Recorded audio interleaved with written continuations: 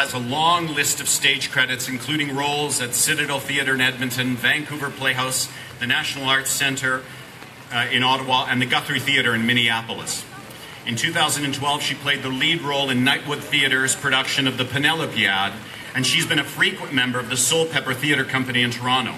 In every medium, Megan Follows has distinguished herself as a stellar performer, and it gives me tremendous pleasure to bestow this honor on, if I may bend Romeo's words a little, one of the fairest stars in all the heaven.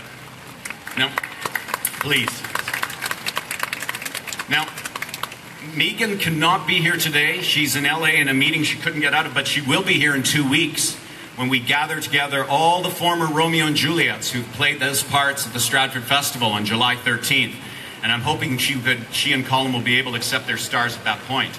I'd like to, though, read a message that she called me and sent me this message this morning. I would like to extend my gratitude to the City of Stratford for bestowing on me this honor. I regret not being able to attend this celebration. I would also like to congratulate my fellow Bronze Star recipients, Colin Fior and Rod Beatty, and pay my respects to the memory of the great Howie Morenz. I feel very privileged to work in an industry that I love and respect, a deep love and respect that I inherited from my parents, who performed for many seasons throughout their careers at the Stratford Festival. My mother was a company member during the inaugural season in 1953. And before I acted on the festival stage, I spent many summers as a child in this city, riding my bike along the Avon River, learning how to swim at the Lions Pool. And then one afternoon, I saw my first festival production when I was around 4 or 5. And I still remember the awe and wonder that it inspired and the feeling that I was, well, home. My career has taken me all over around the world. I've portrayed characters on the stage and on the screen from all walks of life and from all kinds of places, and have collaborated with artists from across the globe. But today, as we celebrate our nation's 150th birthday, I'm incredibly proud and grateful to have had the good fortune to work in this country, the country of my birth, and play characters that are Canadian. I just want to say, before leaving you, that as I thought about the recipients of this award this year, how much they represent Canada in all sorts of different faces, whether it's Anne of Green Gables or Pierre Elliott Trudeau and Glenn Gould, or whether it's the Wingfield trilogy, or whether it's great hockey great Howie Morenz.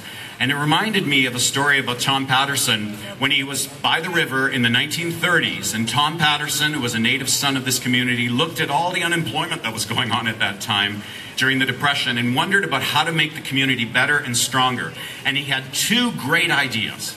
The first was based upon the fact that Howie Morenz was from this community. And he said, we should open a hockey school. And the second great idea he had was based on the fact that we were called Stratford, that maybe we should open a theater that does Shakespeare. And one of those 2 things happened, and he was right. It not only changed Stratford, it's changed Canada.